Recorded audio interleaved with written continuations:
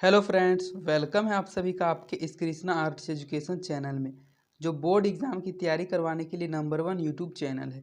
इसलिए इस चैनल को आपने अभी तक सब्सक्राइब नहीं किया तो इस चैनल को सब्सक्राइब कर दें और साइड के बेल नोटिफिकेशन को प्रेस कर दें ताकि हमारी वीडियो का लेटेस्ट नोटिफिकेशन आप तक सबसे पहले पहुँच सके।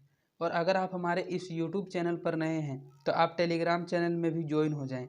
टेलीग्राम चैनल का लिंक डिस्क्रिप्शन में दिया हुआ है, क्योंकि इस चैनल का जो भी स्टडी मटेरियल आपको प्रोवाइड किया जाएगा वो टेलीग्राम चैनल के माध्यम से ही किया जाएगा। स्टडी मटेरियल में आपको सभी सब्जेक्ट्स का चैप्टर बाय चैप्टर ऑब्जेक्टिव और सब्जेक्टिव क्वेश्चंस का पीडीएफ दिया जाएगा, इसलिए आप टेलीग्राम चैनल में अवश्य ज्वाइन हो जाइए। तो चलिए आज के वीडियो की ओर बढ़ते हैं। आज हम आपको कक्षा 10 का विज्ञान का ये एक भाग है भौतिकी भाग 2, उसका दूसरा पार्ट मानव नेत्र तथा रंग बिरंगा संसार, human I and colourful world का सब्जेक्टिव क्वेश्चंस करवाने जा रहे हैं। इस वीडियो में हम आपके साथ 15 से लेकर 28 तक के सब्जेक्टिव क्वेश्चंस को कवर करने वाले हैं।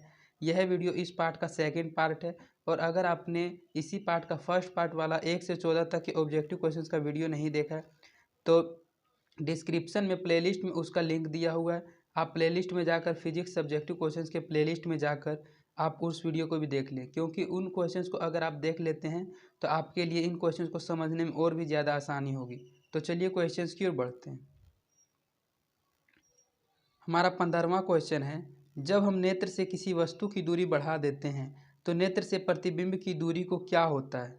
इसमें सामान्य पूछा जा रहा है कि जब हम नेत्र से किसी वस्तु की दूरी को बढ़ा देते हैं, मान के चलिए आपके नेत्र से 5 मीटर की दूरी पर कोई वस्तु रखी हुई है, और अगर उस वस्तु को आपके नेत्र से 5 मीटर की बजाय 2 मीटर और 7 मीटर बढ़ा दिया जाए तो जो उस नेत्र से प्रतिबिंब की दूरी होगी उस पर क्या प्रभाव पड़ेगा। तो नेत्र से वस्तु की दूरी बढ़ा देने पर भी आंख अपने समझन शक्ति के द्वारा प्रतिबिंब को रेटिना पर बनाता है। यह स्वस्थ आंख के लिए संभव है। नेत्र और रेटिना के बीच की दूरी सदा स्थिर रहती है। दृष्टि परास 10 सेंटीमीटर से अनंत बिंदु तक होती है। इस परास पर कहीं भी वस्तु को रखा जाए तो प्रतिबिंब रेटिना पर ही बनेगा। इसमें बताया गया है कि अगर आप वैसा करते हैं, वस्तु को 5 मीटर से 7 मीटर पर रख देते हैं तो इससे आंख पर कोई प्रभाव नहीं पड़ेगा, क्योंकि जिस मनुष्य का आँख स्वस्थ होता है उसका समंजन क्षमता बिल्कुल सही होता है, और उसके समंजन शक्ति के द्वारा प्रतिबिंब मानव नेत्र हमेशा रेटिना पर ही बनाता है, और नेत्र और रेटिना की दूरी सदा स्थिर रहती है। इसका दृष्टि परास होता है 10 सेंटीमीटर से अनंत बिंदु तक, और इस परास पर अगर आप वस्तु को कहीं भी रखिएगा तो उसका प्रतिबिंब हमेशा रेटिना पर ही बनेगा। तो यही इसमें क्या होगा, यह आज से दिखाकर पूछा जा रहा था, तो इसमें बताया गया कि उस पर कोई प्रभाव नहीं पड़ेगा। केवल शर्त यह है कि मनुष्य का आँख स्वस्थ रहना चाहिए, किसी प्रकार का दृष्टि दोष नहीं होना चाहिए। इसके बाद हमारा 16वां क्वेश्चन है, किसी बिंब को देखने के लिए नेत्र का सामंजन क्षमता किस प्रकार किया जाता है। किसी बिंब का मतलब होता है वस्तु, किसी वस्तु को देखने के लिए नेत्र का सामंजन किस प्रकार किया जाता है। तो अभिनेत्र लेंस की वक्रता में कुछ सीमाओं तक पश्चमाभि पेशियों द्वारा रूपांतरित किया जा सकता है। इसकी वक्रता में परिवर्तन होने से इसकी फोकस दूरी भी बदल जाती है। जब पेशियां स्थिर होती है तो अभिनेत्र लेंस पतला हो जाता है। ऐसी दशा में फोकस दूरी बढ़ जाती है, अतः दूर रखी वस्तुओं को देखने में समर्थ होते हैं। जब हम पास की वस्तुओं को देखते हैं तो पश्चिमाभि पेशियों सिकुड़ जाती है, अभिनेत्र लेंस की फोकस दूरी घट जाती है। इससे निकट रखी वस्तु को स्पष्ट देख पाते हैं। इसमें सामान्य पूछा गया है कि हम दूर या निकट स्थित वस्तुओं को स्पष्ट किस प्रकार देख लेते हैं। तो उसको देखने के लिए एक नेत्र में सामंजन क्षमता होती है, वही पश्चमाभि पेशियों में होती है, और जब वह सिकुड़ जाती है तो अभिनेत्र लेंस की फोकस दूरी घट जाती है। इससे निकट की वस्तु को हम लोग स्पष्ट देख लेते हैं, और जब वह फैल जाती है तो हम लोग दूर की वस्तु को स्पष्ट रूप से देख जाते हैं और उसकी फोकस दूरी बढ़ जाती है। तो इसमें यही बताया गया कि जब बिंब को हम लोगों को देखना होता है तो नेत्र का सामंजन क्षमता किस प्रकार कार्य करता है। ये क्वेश्चंस में थोड़ा टाइपिंग में मिस्टेक है, इसमें पूछा जाएगा कि किसी बिंब को देखने के लिए नेत्र का सामंजन क्षमता किस प्रकार कार्य करता है। तो वह किस प्रकार कार्य करता है हमने आपको बता दिया है कि जब वह निकट की वस्तु को देखता है तो उसकी जो पेशियां होती है वह पश्चमाभि पेशियां सिकुड़ जाती है और उसकी फोकस दूरी घट जाती है। लेकिन जब उसको दूर की वस्तु देखनी होती है तो ऐसी दशा में उसकी फोकस दूरी बढ़ जाती है, और ऐसे दिशा में अभिनेत्र लेंस पतला हो जाता है। इसके बाद आपका नेक्स्ट क्वेश्चन है, नेत्र में जरा दृष्टि दोष का क्या कारण है। एक मानव नेत्र में दृष्टि दोष उत्पन्न हो जाता है जिसे जरा दृष्टि दोष के नाम से जाना जाता है।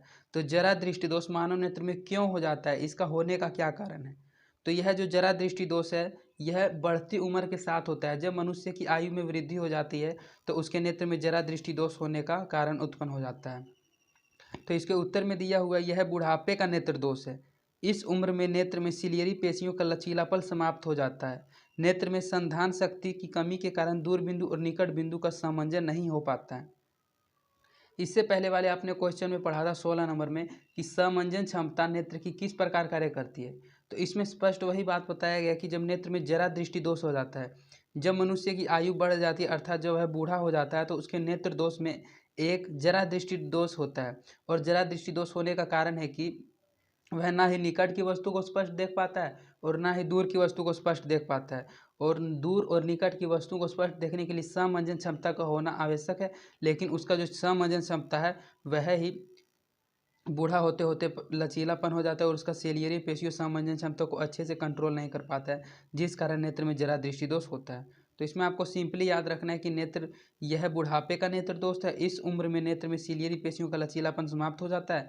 नेत्र में संधान शक्ति की कमी के कारण दूर बिंदु और निकट बिंदु का समंजन नहीं हो पाता है, इसीलिए नेत्र में जरा दृष्टि दोष उत्पन्न हो जाता है। आँखों की सुग्राहिता, आँखों की सुग्राहिता का क्या अर्थ है?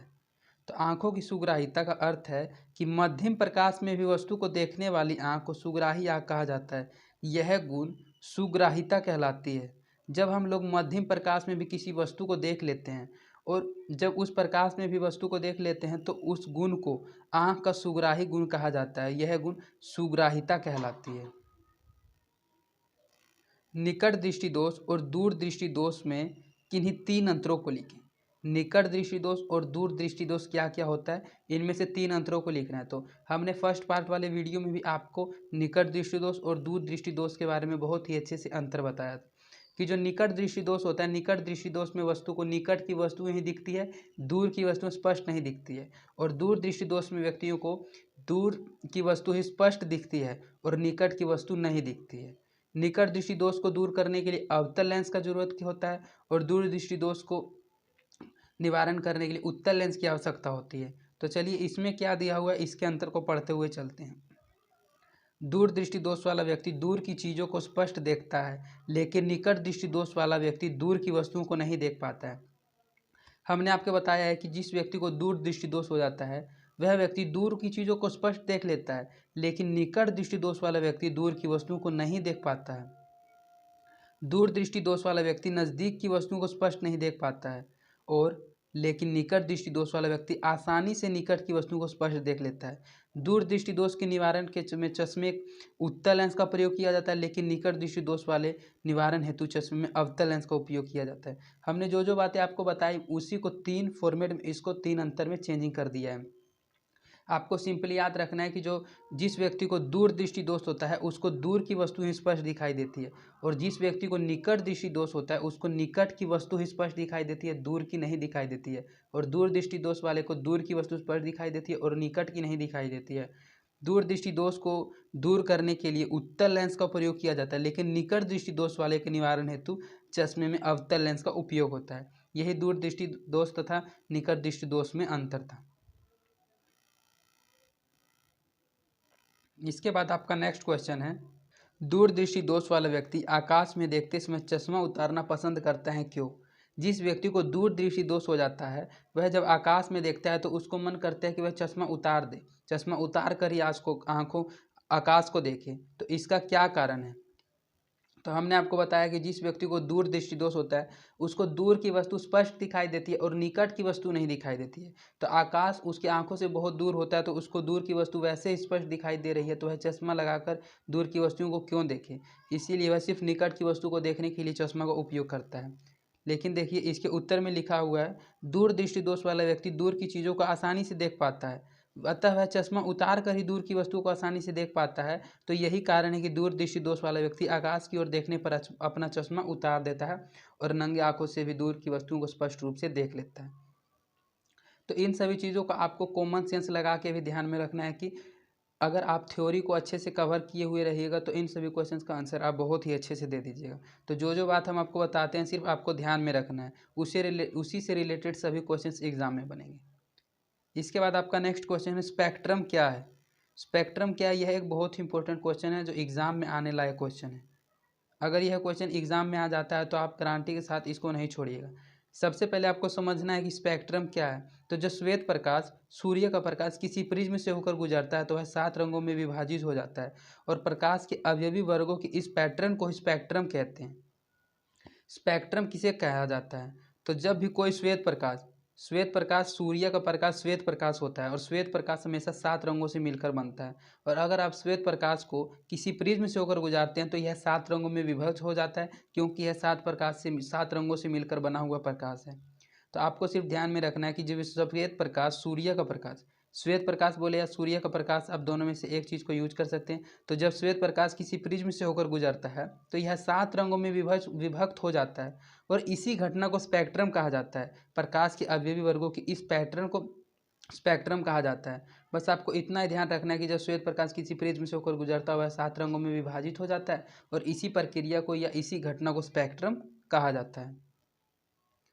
इसके बाद आपका नेक्स्ट क्वेश्चन है, टिंडल प्रभाव क्या है? तो जब किसी घने जंगल के वितान से सूर्य का प्रकाश गुजरता है तो टिंडल प्रभाव को देखा जाता है। जंगल के कुहासे में जल की सूक्ष्म बूंदें प्रकाश को प्रकीर्णित कर देती है। जब किसी घने जंगल में, जिस जंगल में बहुत सारे पेड़ हो, बहुत ही ज़्यादा वो घना हो, तो जब उससे सूर्य का प्रकाश गुजरता है तभी टिंडल प्रभाव को देखा जाता है, क्योंकि जंगल में कुहासे के जल की सूक्ष्म बूंदें प्रकाश को प्रकीर्णित कर देती है। मोतियाबिंद क्या है? मोतियाबिंद भी एक जरा दृष्टि दोष के जैसा ही बढ़ती उम्र में होने वाला एक मानव नेत्र का दृष्टि दोष है। तो मोतियाबिंद क्या है? बढ़ती उम्र के कारण कुछ व्यक्तियों के नेत्र का क्रिस्टलीय लेंस धुंधला या दूधिया हो जाता है। इसके चलते नेत्र में किसी वस्तु को देखना आसान नहीं होता है। इसे मोतियाबिंद कहा जाता है। इस दोष को शल्य चिकित्सा से दूर किया जाता है। इसमें पूछा गया कि मोतियाबिंद क्या है? तो मोतियाबिंद जब किसी व्यक्ति को हो जाता है, सबसे पहले तो यह भी रोग बढ़ती उम्र के कारण ही होता है, यह भी रोग बुढ़ापे में ही होता है। तो जब मोतियाबिंद किसी व्यक्ति को होता है तो उसका नेत्र का क्रिस्टलीय लेंस धुंधला तथा दूधिया हो जाता है और इसके चलते उसके नेत्र में वस्तु का प्रतिबिंब अच्छे से नहीं बन पाता है और नेत्र से किसी वस्तु को देखना आसान नहीं होता है। इसी मोतियाबिंद कहा जाता है और इस देश को शल्य चिकित्सा से दूर किया जाता है। प्रकाश के प्रकीर्णन से आप क्या समझते हैं? जो प्रकाश का प्रकीर्णन होता है, इस बात से आप क्या समझते हैं? तो जब प्रकाश की किरण वायुमंडल से होकर गुजरती है तथा वायु के कण द्वारा प्रकाश का प्रकीर्णन होता है। जब प्रकाश की किरण वायुमंडल से होकर गुजरती है तो वायु के कणों द्वारा प्रकाश का प्रकीर्णन होता है और प्रकाश पुंज के मार्ग को देख पाते हैं। वास्तविक विलयन से प्रकाश की किरणें गुजरती है तो प्रकाश किरण पुंज का भाग विलयन द्वारा प्रकीर्णित हो जाता है और विलयन पारदर्शी दिखती है। प्रकाश के प्रकीर्णन में आपको सिर्फ समझना यही है कि जब प्रकाश की किरण किसी वायुमंडल से होकर गुजरती है तो जो वायु के कण होते हैं उस प्रकाश को प्रकीर्णित कर देता है और प्रकाश पुंज के मार्ग को हम लोग इसी कारण देख पाते हैं। वास्तविक विलयन से प्रकाश की किरणें गुजरती हैं तो प्रकाश किरण पुंज का भाग विलयन द्वारा प्रकीर्णित हो जाता है और विलयन पारदर्शी, कहने का मतलब है थोड़ा धुंधला धुंधला दिखता है और विलयन पारदर्शी दिखती है। मानव नेत्र में कौन सा गुण है जिससे सिनेमा के पर्दे पर चलते हुए तस्वीर को देखते हैं? मानव नेत्र में ऐसा कौन सा गुण है जिससे सिनेमा के पर्दे पर हम लोग चलते हुए तस्वीर को देखते हैं? तो जब हम किसी वस्तु को देखते हैं तो उसकी तस्वीर हमारे मानस पटल पर 1/10 सेकंड तक छाई रहती है। इसके पश्चात कोई दूसरा तस्वीर हमारे सामने आता है तो यह चलती हुई प्रतीत होती है। मानव नेत्र का एक गुण होता है कि अगर आप मानव नेत्र के आगे किसी वस्तु को रखते हैं तो उसका, अगर आप उस वस्तु को तुरंत रख के हटा लेते हैं तो उसका प्रतिबिंब 1/10 सेकंड तक मानव नेत्र के रेटिना पर रहता है, जिस कारण वह चलते हुए तस्वीर को अच्छे से देख पाता है। इसी कारण मानव नेत्र के गुण के बारे में बताया गया कि जब हम किसी वस्तु को देखते हैं तो उसका तस्वीर हमारे मानस पटल पर 1/10 सेकंड तक छाई रहती है और इसके पश्चात ही कोई दूसरा तस्वीर सामने आता है तो यह चलते हुए प्रतीत होती है, जिससे सिनेमा के पर्दे पर चलते हुए तस्वीर को हम लोग देख पाते हैं। स्पेक्ट्रम में किस रंग के प्रकाश का तरंगदैर्घ्य महत्तम और किस रंग के प्रकाश का तरंगदैर्घ्य न्यूनतम होता है? इससे पहले हमने आपको बताया था कि स्पेक्ट्रम किसे कहते हैं। तो 7 रंग जब किसी प्रिज्म से होकर गुजरती है, या श्वेत प्रकाश बोले, श्वेत प्रकाश जब किसी प्रिज्म से होकर गुजरती है तो वह 7 रंगों में विभक्त हो जाती है और इसी घटना को स्पेक्ट्रम कहा जाता है। तो स्पेक्ट्रम में 7 रंग होता है तो उसी में पूछा जा रहा है कि उसके किस रंग का प्रकाश का तरंगदैर्घ्य महत्तम सबसे अधिक होता है और किस रंग के प्रकाश का तरंगदैर्घ्य सबसे कम होता है। तो स्पेक्ट्रम में लाल रंग के प्रकाश का तरंग दैर्घ्य महत्तम होता है, लेकिन बैंगनी रंग के प्रकाश का तरंग दैर्घ्य न्यूनतम होता है। अतः लाल रंग के प्रकाश का विचलन कम और बैंगनी रंग के प्रकाश का विचलन महत्तम होता है। स्पेक्ट्रम में लाल रंग के प्रकाश का तरंग दैर्घ्य अधिक होता है और बैंगनी रंग के प्रकाश का तरंग दैर्घ्य न्यूनतम होता है, लेकिन जब आप विचलन की बात करते हैं तो विचलन में इसका विपरीत हो जाता है। स्पेक्ट्रम में लाल रंग का प्रकाश का तरंग दैर्घ्य अधिक होता है, लेकिन विचलन में लाल रंग के प्रकाश का विचलन कम होता है, और तरंग दैर्घ्य बैंगनी रंग का अधिक होता है, लेकिन विचलन बैंगनी रंग का सबसे अधिक होता है। तो आपको ध्यान में रखना है कि लाल रंग का तरंग दैर्घ्य अधिक होता है और लाल रंग का जो विचलन होता है वह कम होता है, लेकिन बैंगनी रंग का तरंग दैर्घ्य कम होता है और विचलन अधिक होता है। तो इसमें आपसे पूछा जा सकता है तरंग दैर्घ्य या विचलन भी, तो आपको ध्यान में रखना है कि लाल रंग का सिर्फ तरंग दैर्घ्य ही अधिक होता है। अगर विचलन पूछा जाए तो विचलन सबसे अधिक बैंगनी रंग का होता है। इस प्रकार आपको ऑब्जेक्टिव क्वेश्चंस में गलती नहीं करना है। परिकिरणित प्रकाश का वर्ण किस पर निर्भर करती है? जो प्रकाश परिकिरणित हो जाती है उसका वर्ण किस पर निर्भर करती है? तो यह परिकिरण करने वाले कणों के साइज पर निर्भर करता है। अत्यंत सूक्ष्म कण मुख्य रूप से नीले प्रकाश को परिकिरणित करते हैं, जबकि बड़े साइज के कण अधिक तरंग दैर्घ्य के प्रकाश को परिकिरणित करते हैं। प्रकाश के परिकिरण के कारण ही आकाश हम लोगों को नीला दिखाई देता है, क्योंकि अत्यंत जो सूक्ष्म कण होते हैं वह मुख्य रूप से नीले प्रकाश को ही परिकिरणित करते हैं, जबकि बड़े साइज के कण अधिक तरंग दैर्घ्य के प्रकाश को परिकिरणित करते हैं। यही प्रकाश के परिकिरण का निर्भर करने का कारण है। इसके बाद आपका 28वां और इस वीडियो का और इस पार्ट का लास्ट क्वेश्चन है, कैसे व्यक्ति नेत्रदान नहीं कर सकते हैं? मतलब ऐसे कौन कौन से व्यक्ति हैं जो नेत्रदान नहीं कर सकते हैं? तो उच्च रक्तचाप वाले व्यक्ति, उच्च रक्तचाप वाले कहने का मतलब है कि जिसका ब्लड प्रेशर हाई हो जाता है, मधुमेह का रोगी मतलब डायबिटीज़ का रोगी, दमे का रोगी, जिन्हें कोई संक्रामक रोग नहीं है, नेत्रदान कर सकते हैं। उच्च रक्तचाप वाला व्यक्ति, मधुमेह का रोगी और दमे का रोगी, इस 3 तरह के आदमी और जिसको कोई संक्रामक रोगी नहीं है, इन चारों आदमियों को छोड़कर कोई भी व्यक्ति नेत्रदान कर सकता है। एड्स, हेपेटाइटिस बी, टेटनस, हैजा से मरने वाले व्यक्ति ही नेत्रदान नहीं कर सकते हैं। और इसमें कुछ और भी बीमारियों बताया गया है, जैसा एड्स, हेपेटाइटिस बी, टेटनस, हैजा से मरने वाले व्यक्ति भी नेत्रदान नहीं कर सकते हैं। उच्च रक्तचाप वाले व्यक्ति, मधुमेह का रोगी, दमे का रोगी और नीचे जो ये इतने सारे रोग दिए हुए हैं, जिस व्यक्ति को इन सभी रोगों में से कोई रोग नहीं होगा वही व्यक्ति नेत्रदान कर सकता है। तो यह भी बहुत ही इंपॉर्टेंट क्वेश्चन था। तो अगर आपको हमारी इन वीडियोज़ में सभी क्वेश्चंस आप समझ गए हैं तो आप इन क्वेश्चंस को एक बारी PDF के जरिए फिर से रिवाइज कर लीजिए। PDF को हम टेलीग्राम चैनल पर डाल देते हैं, तो अगर आप टेलीग्राम चैनल में ज्वाइन नहीं हुए तो डिस्क्रिप्शन में उसका लिंक दिया हुआ है, आप टेलीग्राम चैनल में भी अवश्य ज्वाइन हो जाइए। और अगर आपको हमारी वीडियोज़ पसंद आती है तो आप अपने दोस्तों के बीच भी इन वीडियोज़ को ज़रूर शेयर करें और आप हमारे वीडियोज़ को लाइक भी ज़रूर करें, इससे हमारा मोटिवेशन बना हुआ रहता है। तो आज के लिए इतना ही, धन्यवाद। Fearless.